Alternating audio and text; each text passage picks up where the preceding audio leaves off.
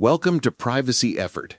In the next few minutes, I want to pull back the curtain on one of the fastest growing and least understood cyber threats we're facing right now, something called ClickFix. It's not malware in the traditional sense, and it's not a phishing email you can easily spot. It's a new kind of deception that turns you into the attacker without you ever realizing it. My goal in this session is simple: to show you how this attack works, why it's spreading with such explosive speed, and most importantly, the 3 critical actions you can take to protect yourself and your organization starting today. By the end of this presentation, you'll be able to recognize the pattern instantly, avoid the trap completely, and help others stay ahead of this new wave of social engineering. Let's get started. If you rely on technology for your job, and let's face it, most of us do, you've probably encountered those strange online pop-ups. If you've ever thought, I should just click Fix to get this over with, then you're the exact target for today's fastest-growing cyber threat. Today I'm going to talk about something called ClickFix, and this isn't your standard phishing email. It's a masterclass in psychological manipulation, designed to trick you into infecting your own device. This mechanism is incredibly successful, sailing right past conventional security software. That's why we're seeing ClickFix attacks estimated to jump by an astounding 517% in 2025. That number alone screams urgency, so our mission today is clear: to give you the playbook, the knowledge, to avoid getting caught by this. So what exactly is ClickFix, and how bad is the damage? ClickFix is pure social engineering, highly refined. It uses fake error messages, fake verification prompts, or sometimes fake system alerts to convince you, the user, to copy and then manually run a malicious script right on your own machine. It convinces you, the user, to copy and then manually run a malicious script right on your own machine. We first saw this popping up in early 2024, but by the end of that year, it felt like almost every major criminal group had picked it up. The potential damage is immense because that initial access, usually the hardest part for an attacker, is something you just handed to them. Let's walk through how the trap actually works so you can really picture this. Imagine you're working. Perhaps you clicked on a link that seemed okay, or you landed on a website that's been compromised. The first thing you see is the lure page, and visually, it looks almost perfect. It might resemble a genuine Microsoft Word message stating critical extension missing, or perhaps it impersonates Cloudflare, asking you to verify you're human, something common. Crucially, it always presents a minor, easily fixable problem, something you'd want to resolve quickly. It then offers a solution, step-by-step instructions that look like a normal, albeit slightly technical, standard process. The first step involves clicking a button, which might say Click Fix or Verify to copy the repair code. When you click that button, here's the trick. It silently, instantly copies a massive, often base 64 encoded, malicious command right into your computer's clipboard. You don't see the code itself. You might only see a small message saying, "Code copied successfully," or "Ready to paste." You think, great, step 1 done. Then comes the truly unique and terrifying part. It tells you to run this code yourself. The prompt moves on, instructing you to press the Windows key and R together to open the Run dialog box. Then, you're told to paste the code you just copied and hit Enter. You do it because you believe you're fixing a website glitch or proving you're not a bot. But what you've actually done is executed a complex command that kicks off the entire attack chain. You've opened the door. You click to the button on the lure page, just one tap, and behind the scenes, a full command executed instantly. That single click set the entire attack chain in motion. The trap wasn't just set, you walked right into it. The big question is, once you've fallen for that initial trick, why does this work so incredibly well? It feels like something we should catch. This brings us to, Act 1, the psychology behind ClickFix. It really boils down to exploiting something called user helpfulness. We're all conditioned to troubleshoot small tech issues ourselves, often to avoid calling the help desk. Contacting IT or security creates friction and takes time. Clicking a button, pasting something, and hitting Enter feels efficient. ClickFix weaponizes that natural desire we have to be efficient, to solve these little problems quickly and get back to what we were doing. The disguise, the quality of that fake prompt, is absolutely critical for building initial trust. They mimic brands we trust implicitly, Windows itself, Microsoft Office, Google Chrome, Google Meet. We've even seen highly sophisticated campaigns impersonating managers or security alerts from specific industry portals. Security professionals have admitted almost falling for well-written email lures with grown-up words and correct grammar, as one put it. It's a stark reminder, attackers only need to get it right once. When state-level actors adopt a tactic like this, you know the psychological manipulation is highly refined and proven effective. That's genuinely chilling.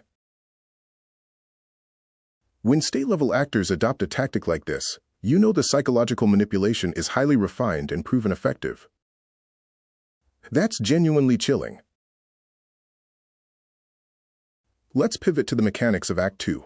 How does the script actually work once you've pasted that code and hit enter in the run box? The command you pasted is usually disguised, often base64 encoded, looking like gibberish.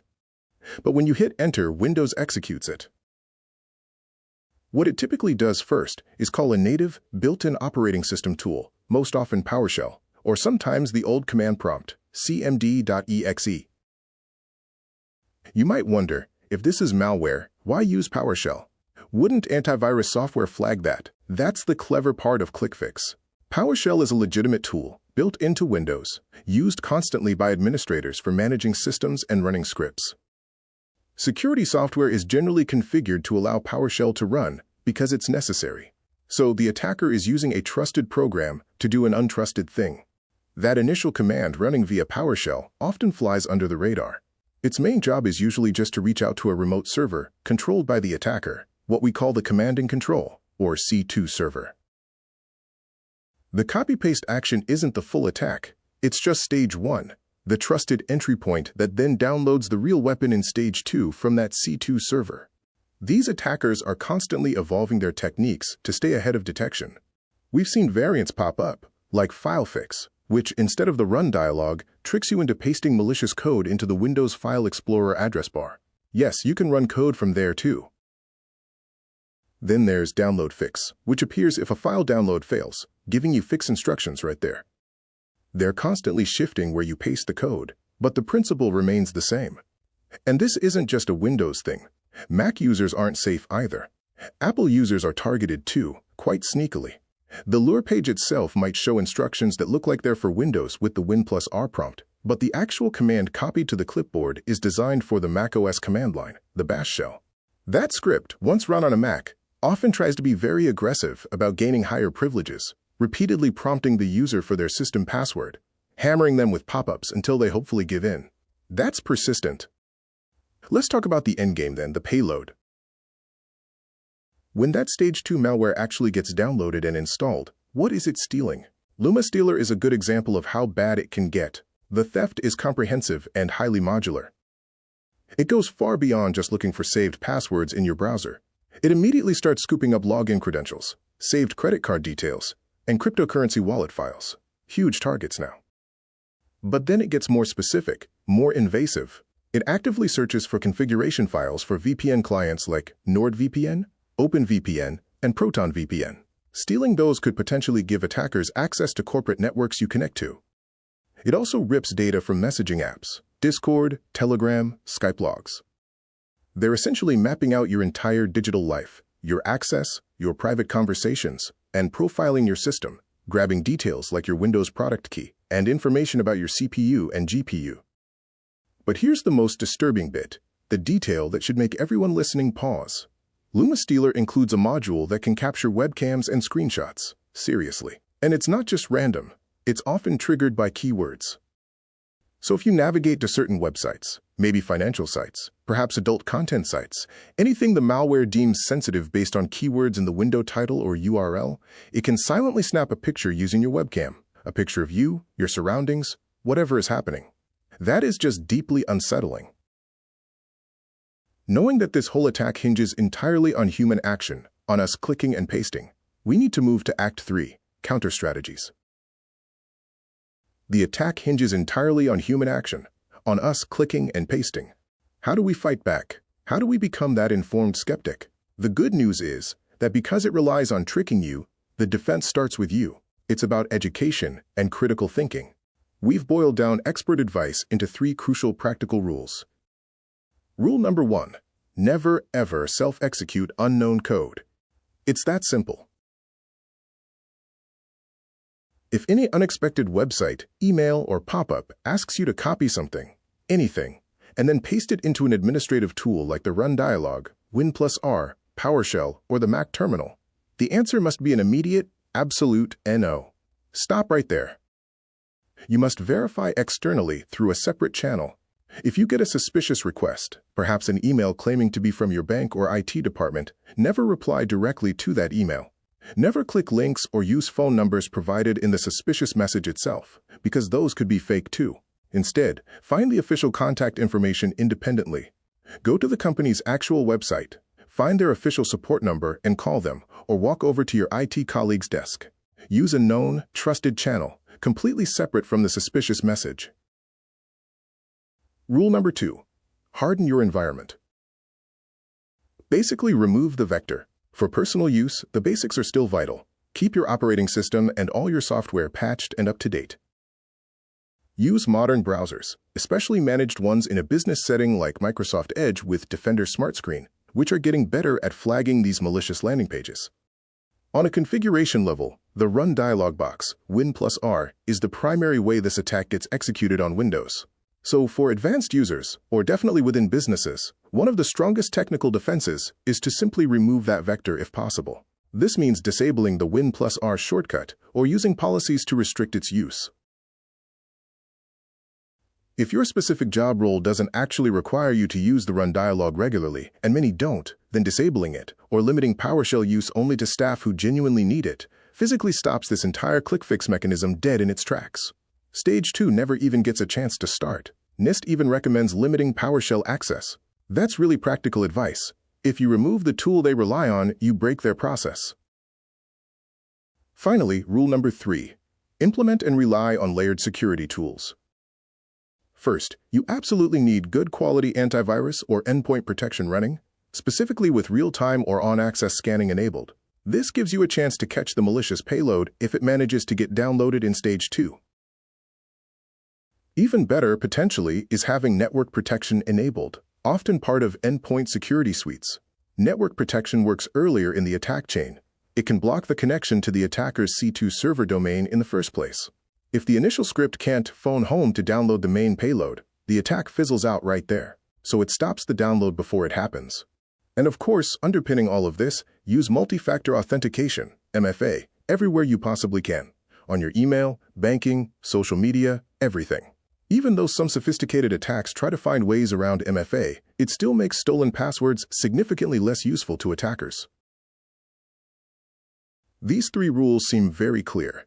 Never run unknown code, harden your environment by removing the vector if possible, and use layered security like real-time scanning and network protection, plus MFA. This threat isn't just about our personal laptops. It shifts the focus to collective responsibility. It shifts the focus to collective responsibility. Social engineering, like ClickFix, is the single biggest way attackers gain initial access into organizations. One report put it at something like 37% of all incidents, starting with social engineering. Almost 40%. These ClickFix campaigns deliberately target employees. We saw the Booking.com lures aimed at hotel staff. There have been campaigns using fake job interview processes to trick candidates into running code. The goal is often not just the employee's machine, but using that as a beachhead to get into the wider corporate network and steal sensitive company data. Teaching your team at work, or maybe your parents or kids at home, about this specific trick, the copy this, open, run, paste, hit enter routine, is perhaps just as important now as having a firewall installed. By understanding that specific script, that specific sequence of actions, knowing that no legitimate website, no real verification process, no genuine software fix ever requires you to manually copy some hidden code and run it through an administrative console like Run or PowerShell. That knowledge changes everything. It transforms you.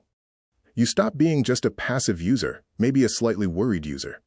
You become an informed skeptic. You recognize the pattern. You see the script the bad guys are running, and you know not to play your part. That's the key takeaway. the transformation we want you to feel today. You're not just trying to fix a quick problem anymore. You are actively auditing an unexpected, potentially dangerous command prompt. The moment you see that request, Win+R, paste this code, alarm bells should be ringing loud and clear. You should immediately recognize the potential danger there. In conclusion, vigilance and awareness are your best defenses in the digital world. Here's our final challenge, our final thought for you, the listener.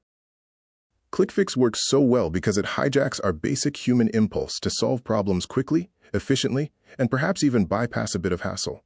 So the question to ponder is, in what other areas of your digital life, maybe it's clicking accept on terms and conditions you haven't read, maybe it's reusing passwords because it's easier, maybe it's clicking links without thinking. Where else are you prioritizing that immediate convenience, that instant gratification, over real security? And based on that, what's the very first single thing you're going to change, starting today, to make yourself just that little bit harder to trick, a little less vulnerable to the next clever social exploit that's inevitably coming down the line? Before we wrap up, let's take a moment to look back at what we've covered, because no one remembers everything the first time they hear it, and this topic truly matters. Today, we walked through a new kind of cyber attack called ClickFix, a threat that doesn't break into your device, it tricks you into opening the door. It works by presenting a fake problem, copying malicious code to your clipboard, and convincing you to paste and run it yourself. And once you do, it can download some of the most dangerous malware out there, from info stealers to ransomware, even tools that can access your webcam. We explored why this works so well, because it exploits a natural human instinct to fix small problems quickly and get on with our day. The attackers know we're trying to be helpful, efficient, and self-sufficient, and they weaponize that. We also looked at how far this is spread, from common criminals all the way to nation-state groups. We saw how the lures imitate brands we trust, Microsoft, Google, Booking.com, and even specific industries or job roles. Most importantly, we boiled all of this down into 3 simple, powerful rules you can rely on going forward. 1. Never run unknown code. If a website or email ever asks you to copy something and run it via Win+R, Terminal, CMD, or PowerShell, the answer is an automatic no. 2. Harden your environment. Update your systems, disable unnecessary tools like Win+R if you don't need them, and limit access to PowerShell in business settings. Remove the attacker's pathway. 3. Use layered security. Keep real-time antivirus on, enable network protection, and use MFA everywhere. These tools can break the attack chain even if you slip up. And finally, we ended with a question worth carrying with you. Where else in your digital life are you choosing convenience over security? Because recognizing that pattern, just like recognizing the ClickFix pattern, is the key to staying ahead of the next trick the attackers will invent. If you remember nothing else from today, remember this. No legitimate website or service will ever ask you to copy hidden code and run it manually. If you spot that sequence, click, copy, Win+R, paste, enter, you've spotted the attack. Thank you for being here, and thank you for taking the steps to make yourself and your organization harder to fool. That wraps up today's discussion. Thanks for watching and tuning in. If you're curious to dive deeper into this topic, make sure to visit our website. The link is in the description below. Don't forget to subscribe and click the bell so you never miss an update. See you next time.